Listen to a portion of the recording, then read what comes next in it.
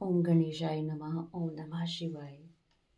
ओम लक्ष्मी नमः। ओम सरस्वती नमः। श्री आशुतोषाय नमः। माघ मास महात्म्य अध्याय 27।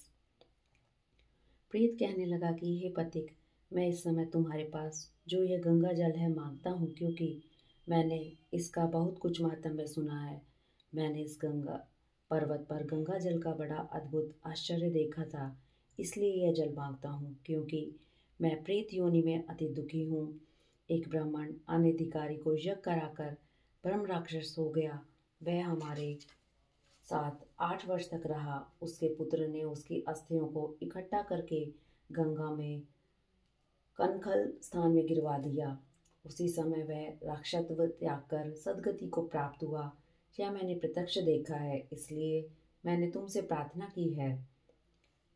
मैंने पहले जन्म में तीर्थ स्थानों में बड़े बड़े दान लिए थे और उनका प्रायश्चित नहीं किया था। इसी से मैं हजारों वर्ष तक इस प्रेत योनि, जिसमें अन्न और जल मिलना अति दुर्लभ है, दुख पा रहा हूँ। इस योनि में मुझको हजारों वर्ष बीत गए। इस समय आप जल देकर मेरे प्राणों को, जो कंठ तक आ गए हैं, बचाओ। कुष्ठ आदि रोगों सभी मनुष्य प्राणों को त्याग करने की इच्छा नहीं करता।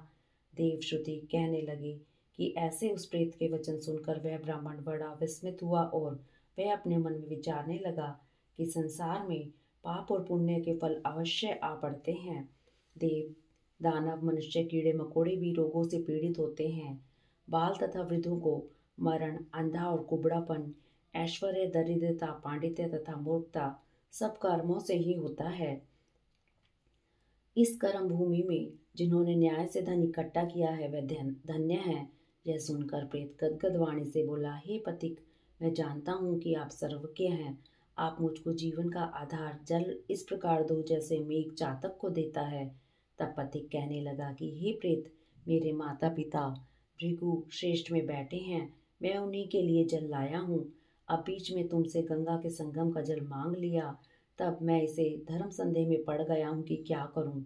परंतु मैं यज्ञ को इतना नहीं मानता जितना प्राण रक्षा को मानता हूँ।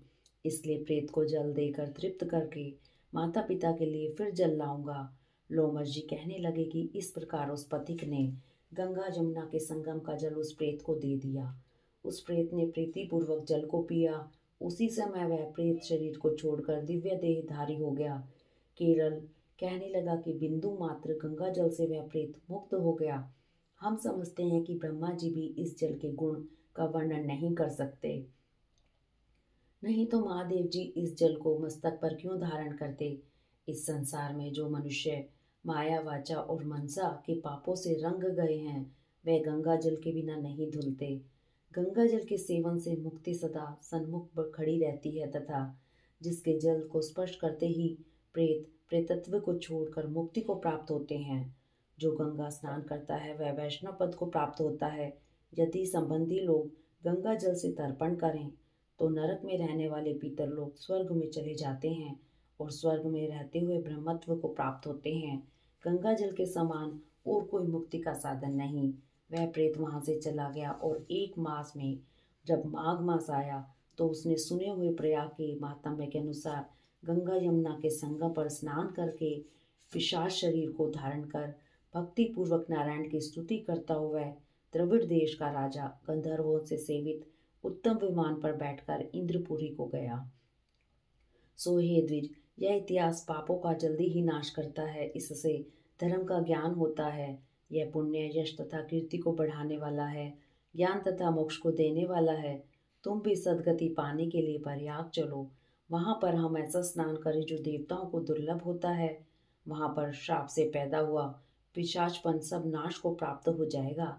इस प्रकार लोमश जी के मुख से अमृतमय वचन सुनकर, मधुर कथा को सुनकर मानो अमृत पीकर सब प्रसन्न हुए और पाप रूपी समुद्र से पार हुए।